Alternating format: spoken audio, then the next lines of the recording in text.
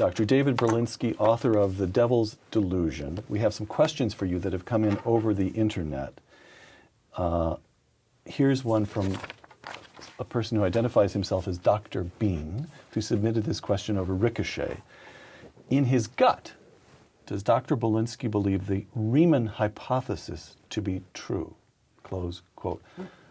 For this layman, what is the Riemann hypothesis? The Riemann hypothesis, the name Riemann is Bernhard Riemann, one of the most original and tragic mathematicians of the 19th century. Tragic because he died at 40, roughly the same age as Schubert, under terrible circumstances of poverty. And he was a sensitive, poetic, kind, gentle figure in the history of mathematics. And he was a mathematician of tremendous depth and originality. You know, when Einstein needed a body of mathematics, he turned to Riemann. And Einstein always said, without Riemann, there could not have been general relativity. And he was quite right. The Riemann hypothesis is, in effect, a conjecture, open, because we don't know its truth. Within complex function theory, it concerns a certain kind of function, and in particular concerns the zeros of that function. And the question is, roughly, do they all line up on a certain kind of pole, half line? Do they all line up in that way? Or do they go every which way? Now, the question that's being posed to me in my gut, do I believe the Riemann hypothesis is true? I can only tell you I think almost all the great mathematicians do believe it's true. They believe it's true. They haven't been able to prove it. There are a couple of people who say, oh, well, I have proved it, but their proofs carry no conviction yet. There are a few proofs that are being examined. It's a tremendously difficult conjecture. But all I can say is, my gut, I'll go with the crowd. You'll go with the crowd. You so seldom do, by the way. I'm glad to see you going with the crowd once, Dave. At least once. Every man deserves to. All right. Here we have another question submitted over Ricochet by Lo Fan. Dr. Berlinski vigorously and hilariously critiques the arguments of atheists such as Dawkins, Dennett, et al. Why would a true agnostic take the time and make the effort to make such arguments? Good question. Why would he? You're not an agnostic? I didn't say that. Oh, that's true. You describe yourself as secular, though. Oh. That's because I live by the principle, have a good time all the time. But that hardly So makes you're me a believer of some description? You know, what I reject, often with florid indignation, is the idea that these particular descriptive categories are of much use.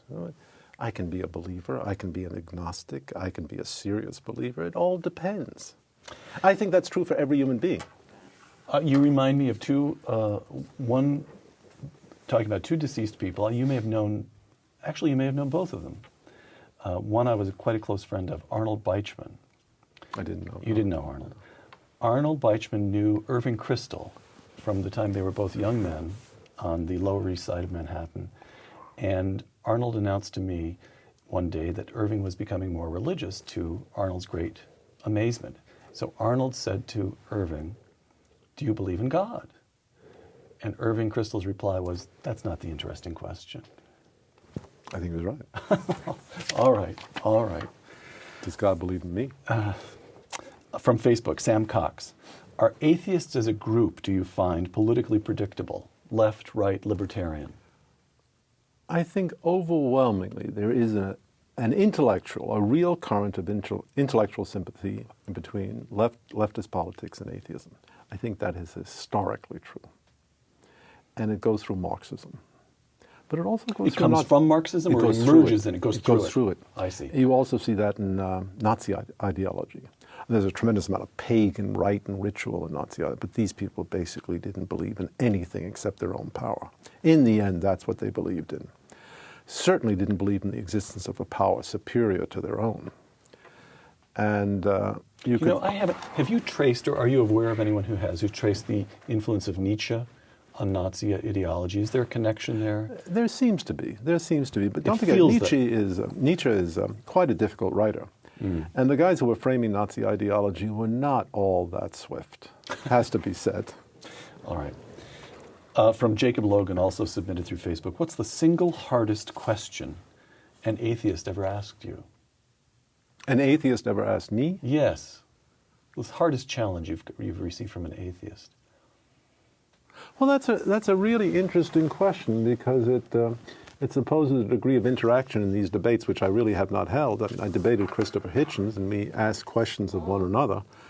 But I don't think there was a serious, a rich, or resonant question that he posed. By the same token, I don't think I posed a rich, serious, resonant question to him. In some part because we are arguing at a very considerable emotional distance. To have a question that really affects the heart, you have to be much closer in your positions. So the traditional question that is supposed to flummox believers is the existence of evil. There's certainly no question that there's a lot of rottenness in the universe. But whether that is quite so imperative a consideration with respect to atheism and religion as it's commonly said to be, I'm not sure. Well, we talked about the Holocaust when we were taping the program proper. But so let's take it at one level of abstraction. How do you handle the problem of evil? Surely I'm the wrong person to address it. It's upstairs that we bounce that problem back. But I must say the book of Job gives one explanation that I've always found very satisfying. Who are you? Who are you to ask the question? Were you there when I created the earth? Were you there when I laid the foundations of the earth? Did you teach the eagle to fly? Now, everyone. But to complete that monologue, you would not complete it. Who are you? So if I, God, the all-powerful, the all-knowing, want to be a son of a bitch, it's my business. That's right. That's the way you would complete it? Or would you complete it by saying, if I, God, the all-knowing and all-loving, seem to countenance evil, it is because you do not see what I see. Peter, take the even, take the odd. Of God is God, he is not good. Of God is good, he is not God. One way or another, we can take refuge in the fact that we don't understand it. But that's also true across the scientific thought. We don't understand why when we open our eyes we see something. We don't understand why we have the impression of having freedom of the will, and we've made no progress in explaining that over the course of 2,000 years. There are some questions, evidently, that we accept in moral theory, that we accept in physical theory, that we know we can't understand. I don't think we'll have a deep explanation of inertia anytime soon. And look at the fate of the Higgs boson. Alone, broken, mournful, abandoned, it recedes into the darkness now. So the fact that evil is one of the questions for which, A, we don't have a good answer, and B, we cannot imagine a good answer, seems to me a part of the general human intellectual experience.